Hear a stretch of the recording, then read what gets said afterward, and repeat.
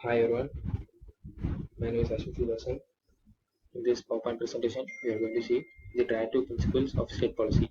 So let's get right into it. So, what is directive principle of state policy? So they are the guidelines or 15 principles given to the federal institution, which are used in framing laws and policies. These provisions, which are contained in Part 4 from Article 36 to 51 of the Constitution of India, which is not enforceable by any court. So these directive principles are classified under the following categories: economic and socialistic, political and administrative, justice and legal, environmental protection of monuments, peace and security. So the main characteristics of directive principle of state policy, which is to aim to create social and economic conditions under which the citizens can lead a good life. So they also aim to establish social and economic democracy through a welfare state. Though the data principles are non-judicial rights of the people, but it is the fundamental in the governments of the country. Besides, all executive agencies of union and state should also be guided by these principles. Even the judiciary has to keep in mind in deciding the cases. So, if they are deciding the cases, they have to consider the policies which are put through by the directive principles. So, when the union government feels that this policy is no longer useful to the nation, it can be deleted from constitution by bringing a constitutional amendment to remove ambiguity in policy making or direction. So, if any policy is not suitable for the state improvement, it can be deleted. So, for deleting, you have to bring in a constitutional amendment to remove it. So, if an existing policy in line with DPSP cannot be reversed, however, it can be expanded further in the line. So, which means that if once the policy is removed, it cannot be brought back. So, further thing we can improve another policy to a greater extent. So, this shows that the policy changes applicable under DPSP shall not be reversible unless the applicable DPSP is deleted by the constitutional amendment. For example, the prohibition implemented once in a state cannot be repealed later as long as it is a part of DPSP. So, judiciary, they are the play a main part. Judiciary can repeal any policy devised by the government which is diametrically opposite to any DPSP. So these principles have been implemented in the development of the state. So the state had few efforts still now to implement the directive principles.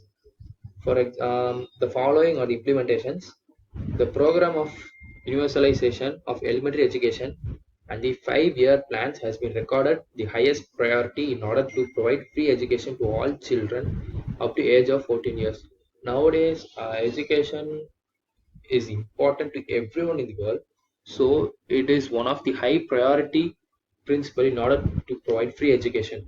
So according to Article 21A into the Constitution that seeks to provide free and compulsory education to all children aged 6 to 14 years. So it provides free education to the children aged 6 to 14 years. They also include boys and girls hostel for scheduled caste or scheduled tribe students. These principles play an important role to bring forth the students belonging to scheduled castes or scheduled tribes. The year 1990 to 1991 was declared as Year of Social Justice in the memory of Dr. B.R. Ambedkar, who formed the Constitution. The government provides free textbooks to students belonging to the scheduled caste pursuing medicine and engineering courses.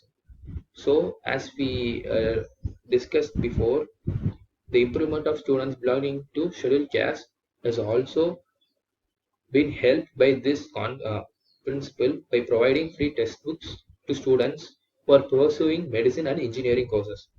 Several land reform acts were also passed to provide ownership rights to poor farmers. Up to September 2001, more than 20 million acres of land had been distributed to scheduled castes and the landless of poor. The Consumer Protection Act of 1986 provides the better protection of consumers. This act is intended to provide simple, speedy, and inexpensive redressal to the customer's grievances, award relief, and compensation wherever appropriate to the consumer. So this Consumer Act, it is also important for the protection of the consumers. So if we have consumers, there will be many producers. So if we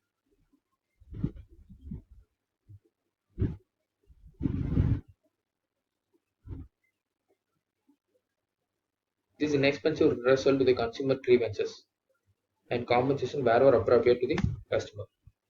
The Sampurna Grameen Roxor Yojana was launched in 2001 to attain the objective of gainful employment for the rural poor. The program was implemented through the Panchayati Raj. Panchayati Raj now covers almost all states and union territories. India's foreign policy has also to some degree been influenced by the DPSPs. India in the past has condemned all the acts of aggression and has also supported the Union nations' peacekeeping activities. India has India has not also been improving the state welfare but also maintaining treaties among the nations by supporting the United Nations peacekeeping activities. By 2004, the Indian Army had participated in 37 UN peacekeeping operations. It is the main important treaty that is signed between the nations in order to keep up peace. India has played an important role in passing the UN resolution in 2003, which envisaged better cooperation between the Security Council and the troop contributing countries. India has also been in favor of nuclear disarmament. So, if any war is arose between any two countries, there has to be a troop contributing countries. So, we can help each other by maintaining peace between. Thank you.